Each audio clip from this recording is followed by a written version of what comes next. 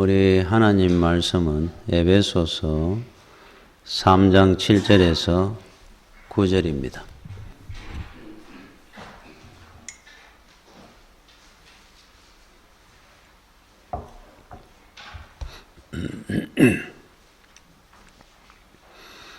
이 복음을 위하여 그의 능력이 역사하시는 대로 내게 주신 하나님의 은혜의 선물을 따라 내가 일꾼이 되었노라.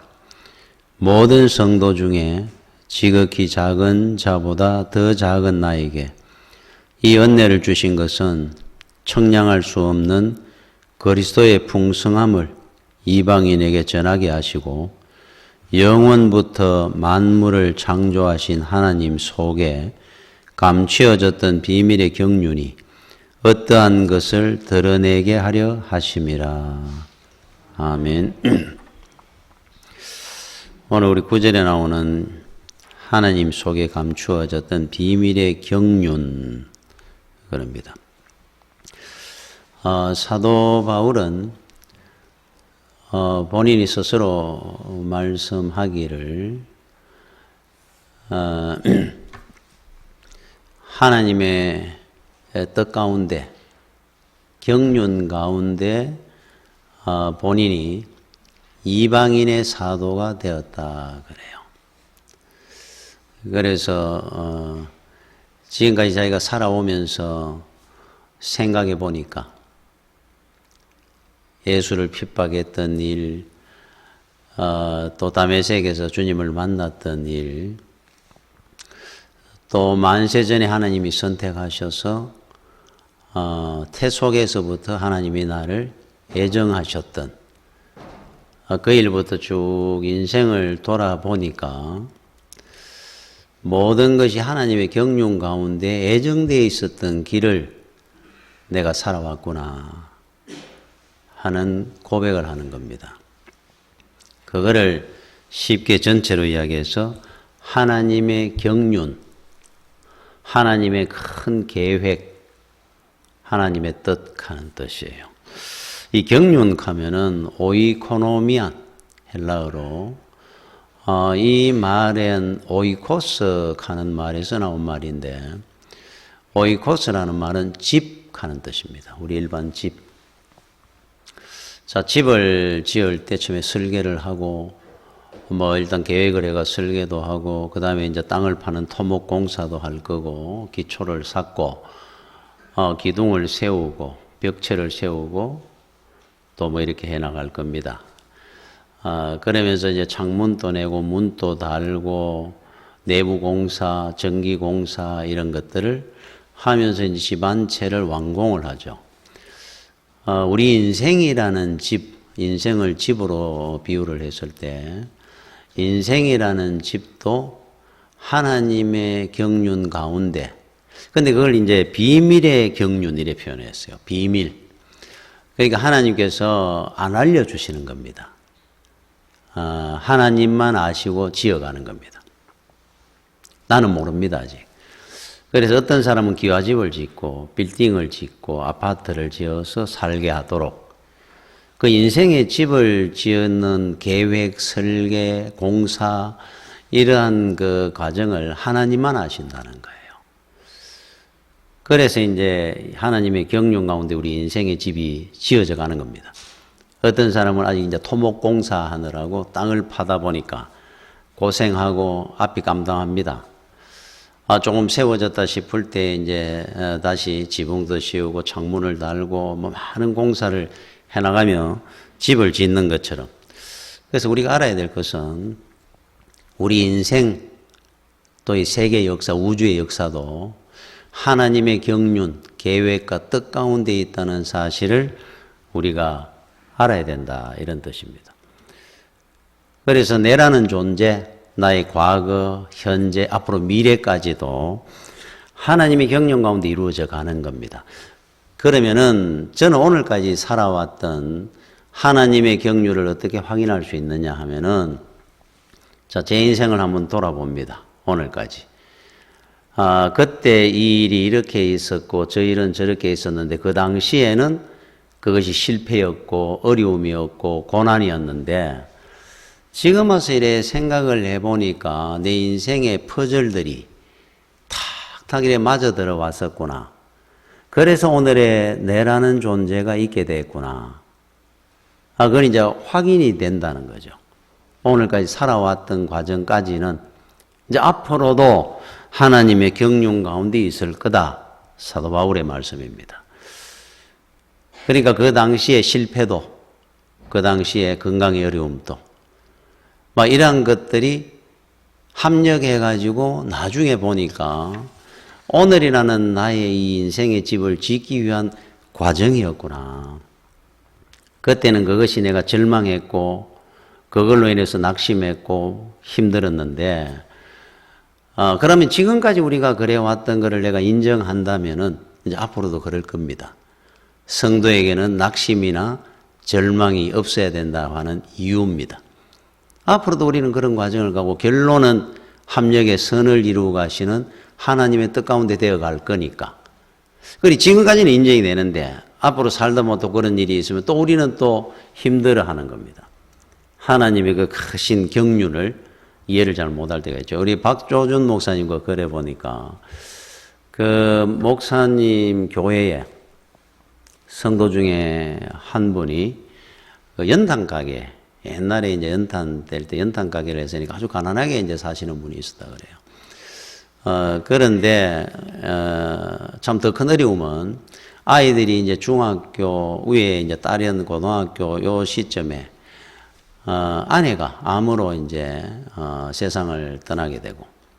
그러니까 얼마나 어려웠습니까? 그런데 그 당시에 이제 애들이 굉장히 방황을 하고, 이제 집이 어렵고 가난하다 보니까 반항심도 생기고, 힘들었다 그래요. 상당히 힘든 가정이었을 때 또 아내까지 또 그렇게 되고. 그런데 이제 아내가 이제 죽고 난 뒤에 아이들이 변하더라는 거예요. 그래 이분이 이제 왜 이제 목사님이 그 과정을 알게 됐냐니까 참 굉장히 어려울 것 같은데 가난하고 아내도 이제 세상을 떠나고 애 둘 키우고 살기가. 근데 굉장히 밝다는 겁니다. 늘 일을 할 때. 저렇게 참, 이 성격이 힘들 건데, 그래, 묻다 보니까 이제 이야기를 하더라는 거예요. 그래서 아내가 죽었을 때 굉장히 힘들었고, 애 둘을 보니까 저 어떻게 키울까. 또 애들이 그렇게 애를 먹였다 그러니까 그 당시에 자신이 없었다 그럽니다. 그런데 애들이 바뀌더라는 거예요. 둘 다. 굉장히 이제 철이 막 들기 시작하고, 걱정을 하고, 아빠를. 감사하다 그러고. 그러면서 애가 이제 대학을 가고 공부도 열심히 하게 되고, 아르바이트도 하면서 늘 도우려고 그러고, 그 아들도 그렇고.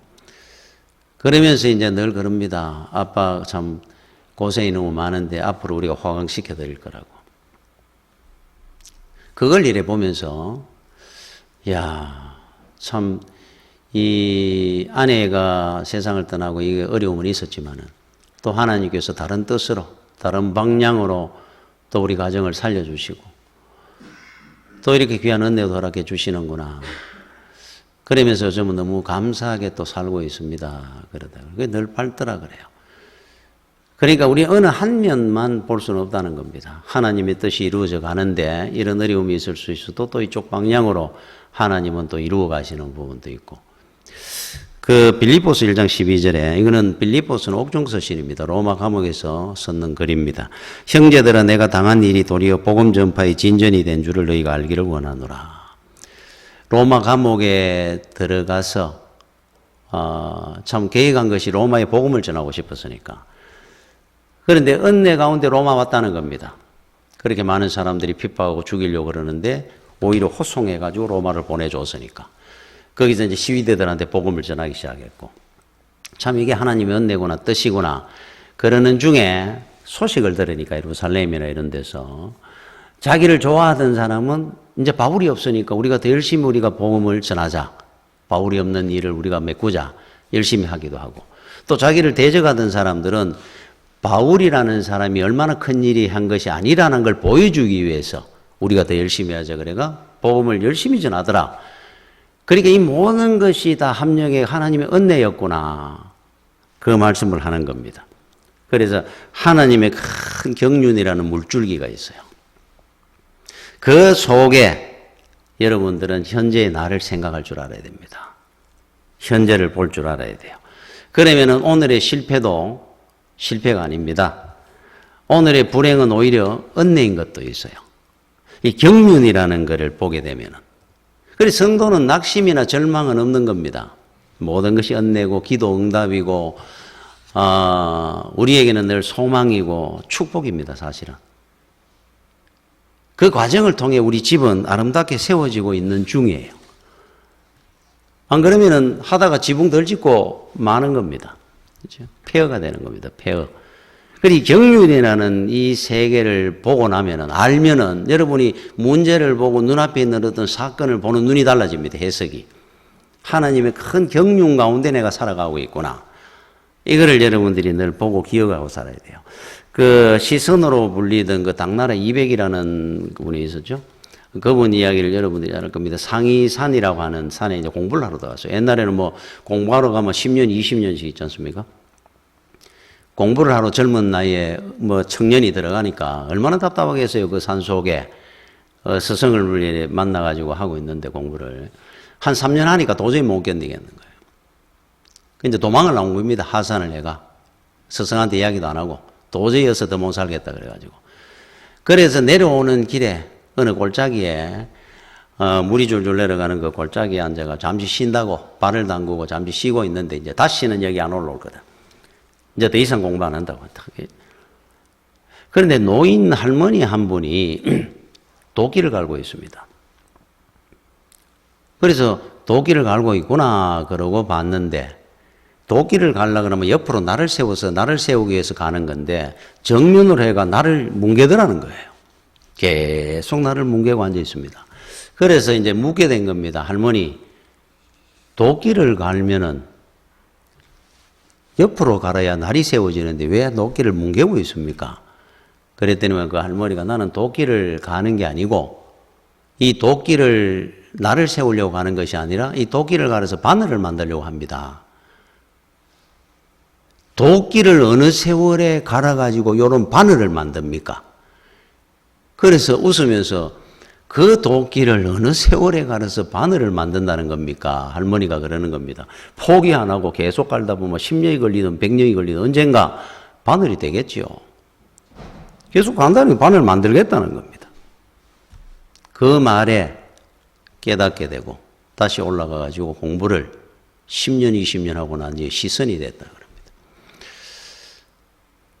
자, 우리는 여러분들이 살아가면서 하나님의 경륜을 본다 하는 뜻은 제일 먼저 알아야 되는 게 멀리 볼 줄 알아야 됩니다. 지금 눈앞에 있는 걸 보고 일희일비하게 되면 하나님의 경륜 그 뜻을 이해를 못합니다. 지금은 그냥 고난이고 실패니까. 그게 어떤 뜻이 있어서 하나님이 이루어 가는지를 지금 당장 눈앞에 있는 거 봐서는 이해가 안 된다는 거죠. 기다릴 줄 알아야 되고 멀리 볼 줄 알아야 되고 이백처럼 깨달음처럼. 그죠?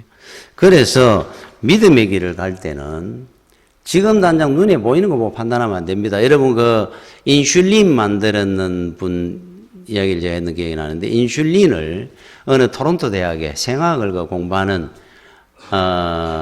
사람들이, 학생들이 이제 그 중에 이제 석사 과정 다 마치고 이제 사회에 나가게 된 겁니다. 나가게 됐는데 교수님이 그 중에 성적이 제일 좋은 두 학생에게 부탁을 한 거예요. 내가 중요한 연구를 하고 있는데 너희 둘 중에 한 명은 좀 남아가지고 나를 좀 도와줬으면 좋겠다. 공부를 그렇게 오래 하다 보면 얼마나 답답하겠습니까? 사회에 나와가지고 이제 뭐 직장 생활도 하면서 좀 이래 세상도 이제 절개감이 좀 살고 싶은데 결혼도 해가. 그러니까 두 사람을 딱 집어서 이야기를 하니까 이 참 안 합니다 소리도 못 하고. 그러니까 둘 중에 한 사람이 이제 그럼 뽑기를 동전 던지기를 해서 뽑았다 그래요. 둘이서. 자, 앞면, 뒷면에가 던져가지고. 그러니까 한 사람이 이제 져가지고 남게 되고 한 사람은 사회에 나갔습니다.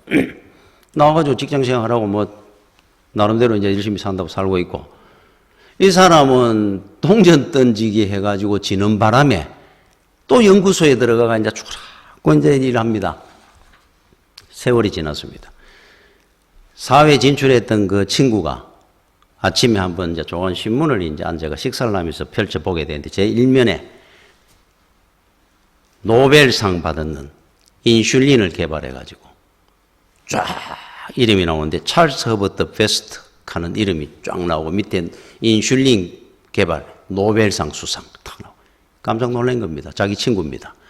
자기는 동전 던지기가 나왔고 이 친구는 저 가지고 남아있던 그 친구가 노벨상을 받은 겁니다. 인슐린을 개발해가지고 그 교수님하고 그 탁자를 치면서 그랬다 그러잖아요. 이야, 내가 받을 수 있었는데. 여러분 멀리 볼 수 있어야 되고 지금 당장 눈앞에 있는 거 보고 판단하면 안 됩니다. 인생이라는 거는. 왜 그러냐 하면은 하나님의 경륜이라는 건 천천히 우리 인생을 움직여가거든요. 눈앞에 있는 거로 판단해버리면은 늘 실패라 하는 건 실패로 끝입니다. 그냥 죽는다 합니다. 그 실패가 어떻게 변할지 못 보는 겁니다. 이게 하나님의 경륜의 뜻입니다. 여러분 철이 든다는 거는 뭐를 이야기하냐면은 제일 첫 번째 내가 혼자가 아니라는 사실을 알게 되는 거. 그게 철든 증거입니다. 그게. 옛날에 혼자 살듯이 살았어요. 살다 보니까 나한테는 부모님도 계시고 뭐 형제도 있고 이런 여러 것이 이제 눈에 보기 시작하면 그 사람 철든 겁니다. 또 하나 세상이라는 게 내 마음대로 안 되는구나. 이제 기가 꺾이는 겁니다.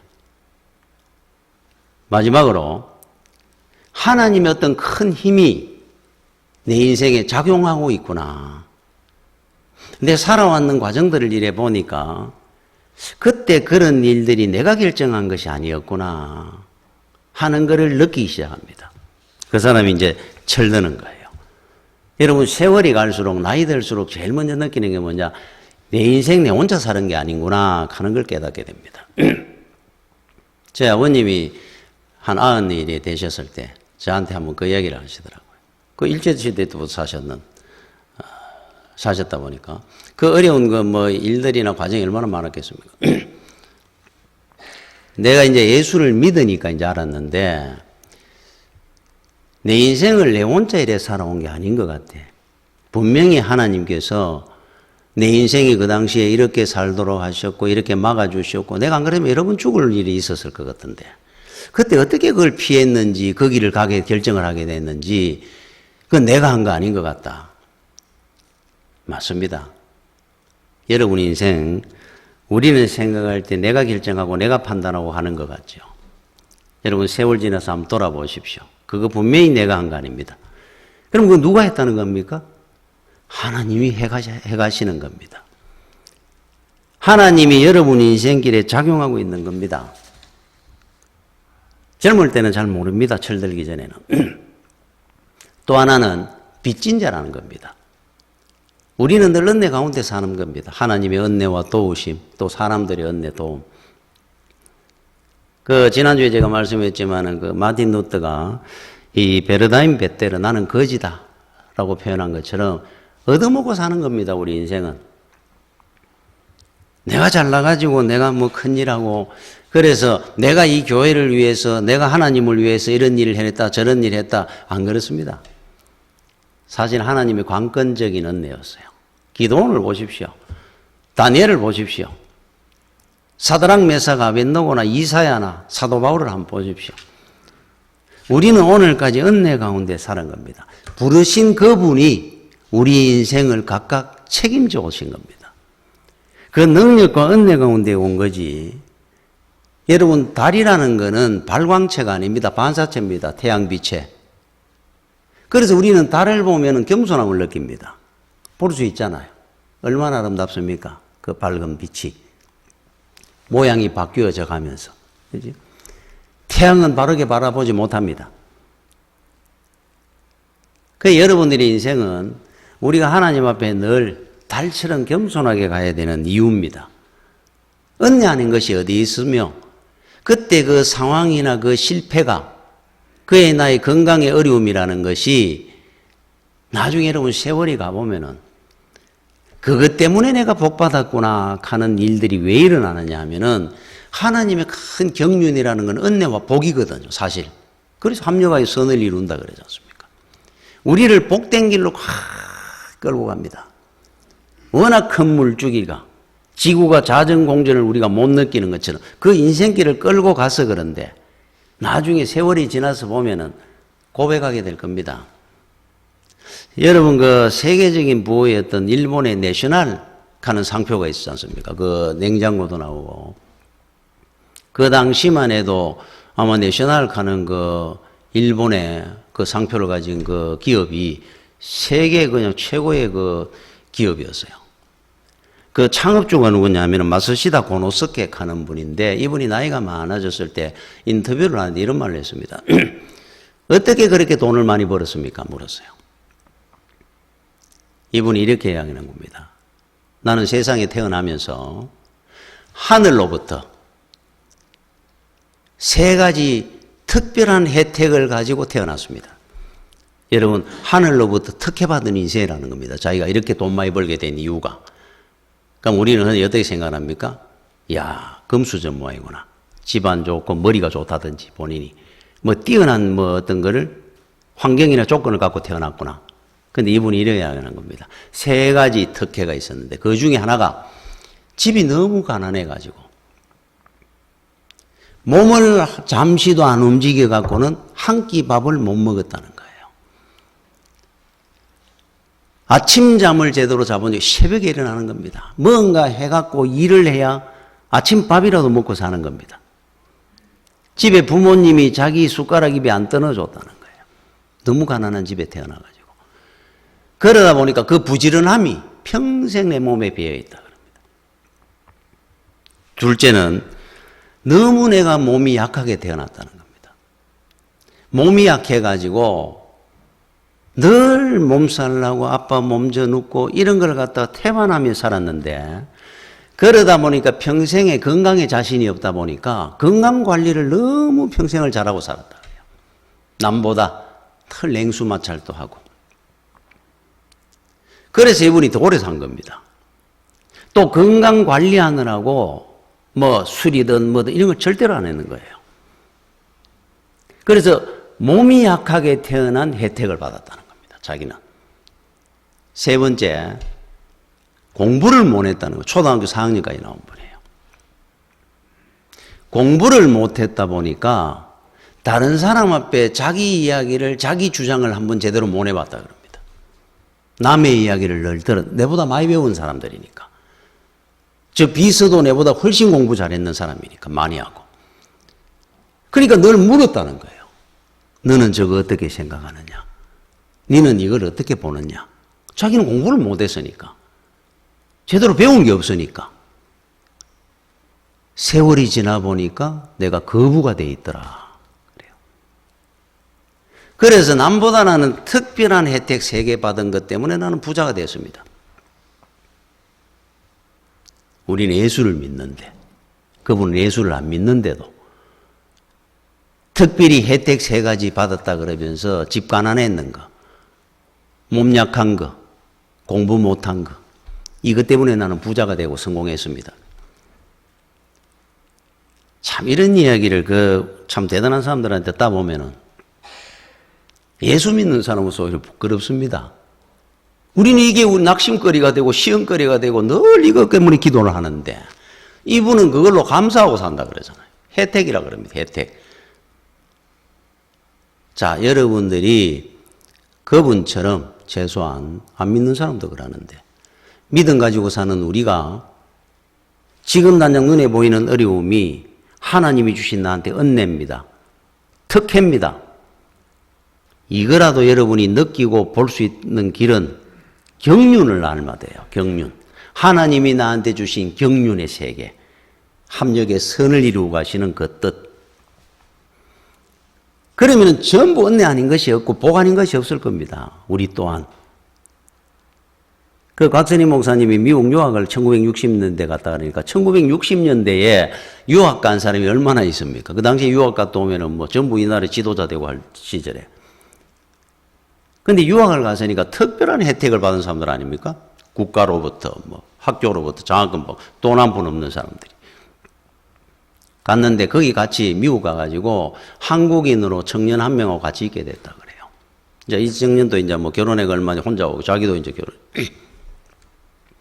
이 청년이 물론 공부하는 게 얼마나 힘들었겠습니까? 유학 가가지고 뭐 말도 안 되는데 다시 뭐 배워가며 다시 공부를 하니까 학위 받는다고 너무 힘이 드니까 늘 앉으면은 불평을 이래 했다 그래요.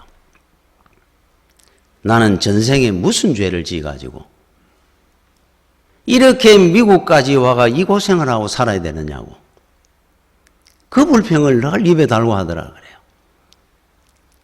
전생에 나는 무슨 죄를 지어가지고 이 이국 땅에 와가 이 고생을 하고 나는 살아야 되나. 그때 그런 생각이 들더라 그럽니다. 참 이렇게 큰 복을 받은 우리가 얼마나 특혜를 받고 살았습니까? 그 당시에 뭐 공부를 갖다 대학 나온 사람도 많이 없을 텐데 유학까지 왔으니까 남의 돈으로. 이야, 이 은혜와 복을 모르더라는 거예요. 경륜의 세계를 몰라서 그런 겁니다. 하나님께서 그를 그렇게 먼 땅으로 가서 남보다 더 많이 공부를 시킬 때는 이유가 있을 겁니다. 어딘가 하나님께서 크게 서고자 함이 있기 때문에 그렇게 공부를 시키는 건데.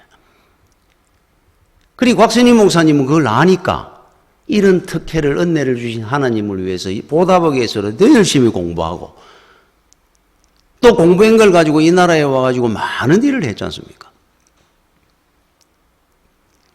그거를 알고 사는 사람과 모르고 사는 사람이 이렇게 큰 차이가 나는 겁니다.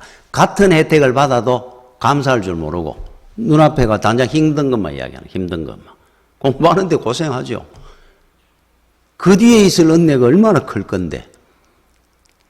여러분 요한복음 9장 1절에서 3절까지 이런 말씀이 나옵니다. 예수께서 길을 가실 때 날 때부터 맹인된 사람을 보신지라. 이분은 날 때부터 맹인입니다. 제자들이 물어 이르되 랍비여 이 사람이 맹인으로 난 것이 누구의 죄로 인함이니까? 자기니까 그게 부모니까? 얼마나 불쌍합니까? 태어나는 인생이 똑같은 인생인데 왜 저 사람은 앞을 못 보는 맹인이 되어 태어나면 그 인생 평생 불행하게 살다 가잖아요. 참 그런 거 보면 너무 안타깝죠. 그게 누구 죄 때문에 저런 겁니까? 그때 우리 주님께서 예수께서 대답하시되 이 사람이나 그 부모의 죄로 인한 것이 아니라 그에게서 하나님이 하시는 일을 나타내고자 하심이라. 이게 답입니다. 이 사람이 만약에 부잣집에 또 공부 많이 해가지고 높은 지위에 있다고 살면은 과연 주님을 만났을까요? 이 땅에 남들이 불행하다 그러고 고생하고 고난 가운데 있을지라도 잠깐 가는 이 세상인데 천국과 바꾸겠습니까? 하나님을 만났다는 주님을 만났다는 그 은혜를 한번 생각해 보십시오. 맹인으로 산 거 그게 무슨 그렇게 그 문제며 그를 통해서 주님이 역사를 하게 되고 눈을 뜨는 많은 사람들에게 복음이 전거되는 역사를 일으키기 위해서 하나님께서 보낸 사람이다 그래요. 하나님이 하시는 일을 위해서. 그걸로 우리는 세상을 봐야 됩니다. 여러분 인생을 봐야 돼요. 그게 경륜입니다. 경륜. 경륜 가운데 있는 겁니다. 우리는. 그저 일어나는 건 없습니다. 성도는. 미당 그 서정주 선생이 있었는 유명한 여러분들도 아는 한 송이 국화꽃을 피우기 위해 봄부터 소쩍새는 그렇게 울었나 보다. 할 일 없이 울는 게 아니고 봄이 돼가지고 국화꽃 피는 걸 보면서 알게 됐다는 겁니다. 그 소쩍새가 그렇게 울어대고 하느니만은 한 송이 국화꽃을 피우기 위해서였구나. 우리 인생에 왜 이런 일 저런 일이 있느냐? 오늘의 여러분들을 만들기 위한 과정입니다. 아주 중요한 시간들입니다. 우리는 모든 것들이 형통하면 그것이 복이라 여기는데 오히려 그 반대편에 있을 때가 더 큰 은혜일 때가 훨씬 많습니다. 더 중요한 시기를 보내고 있는 겁니다. 그때가 오히려. 그죠? 여러분 그 인도의 네루 수상 가는 분 한번 보십시오. 이 정치 그 투쟁하느라고 감옥을 9번 들어갔다 나왔다 했다 그러는데 나중에 이제 수상이 되고 있죠. 이분이 6번째 들어갔을 때 2년간 감옥 생활을 했는데 집에서 붙들려 가지고 감옥으로 끌려 들어가는데 마침 그때 딸이 앞에서 보고 있는 겁니다. 13살이었다 그래요. 딸을 썩 보는 순간에 평생에 딸하고 대화해 본 적도 없습니다. 그러고 사느라고. 지나가며 본 겁니다. 딸하고 눈이 마주쳤어요. 보는데 마음속에 얼마나 뭉클하면서 미안하든지, 아, 내 딸이 참 있었지.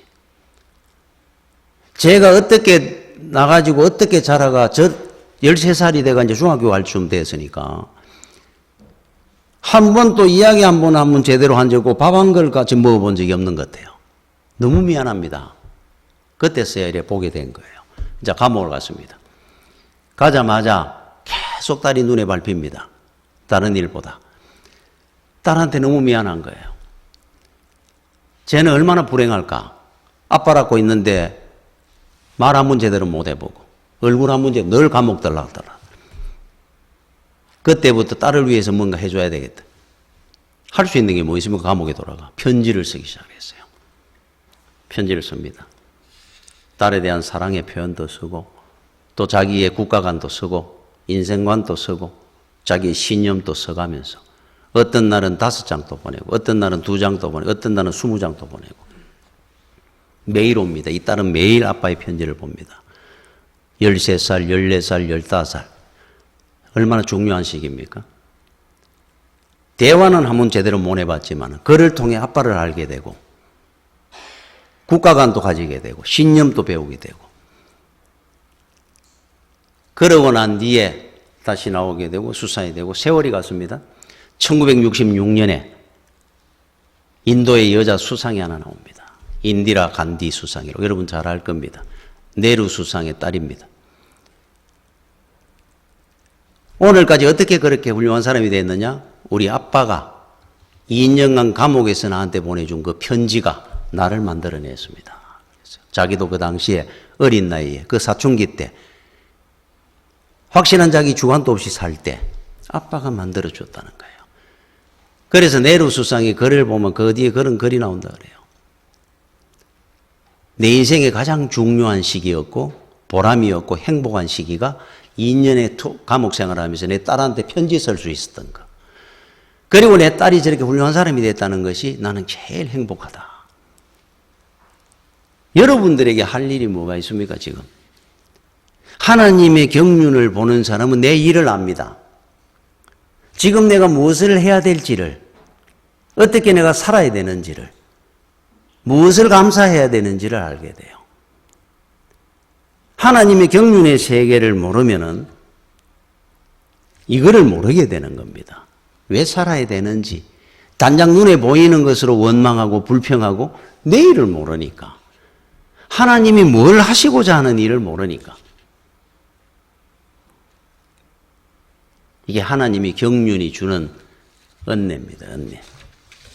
여러분 에스더 4장 14절에 이때에 네가 만일 잠잠하여 말이 없다면 유다인은 다른 데로 말미암아 노인과 구원을 얻으려니와 너와 내 아버지 집은 멸망하리라. 네가 왕후의 자리를 얻은 것이 이때를 위함이 아닌지 누가 알겠느냐. 네가 왕후 됐는 것이 유대인들 다 죽어도 너는 왕후니까 너는 편안하게 살 거라 생각하느냐? 하나님께서 왕후를 세운 이유가 지금 이때 유대인들이 멸망당하는 걸 네가 막으라고 너를 왕후로 세워줬는데 네가 잠잠하게 있으면 너와 내 집은 멸망할 거 우리는 하나님께서 구원하실 것이다. 그래서 나는 죽으면 죽으리라 하고 뛰어간 겁니다. 경륜입니다. 경륜. 지금 여러분들이 그 자리에서 뭘 해야 되는지를 여러분들이 깨달을 수 있는 길은 하나님의 경륜을 아는 자들이에요. 하나님의 뜻과 계획을 볼 수 있어야 됩니다. 그러면 낙심이 어디 있습니까? 방황이 왜 오겠습니까? 은혜만 있겠죠. 은혜. 내 할 일을 위해서 하나님이 세운 시간인데. 제가 이야기 안 하고 마치겠습니다. 이동원 목사님이라는 분이 이분은 그 학교 다닐 때 제일 싫었고 못했던 과목 미술이었다 그래요. 미술. 그림을 못 그렸으니까 실기를.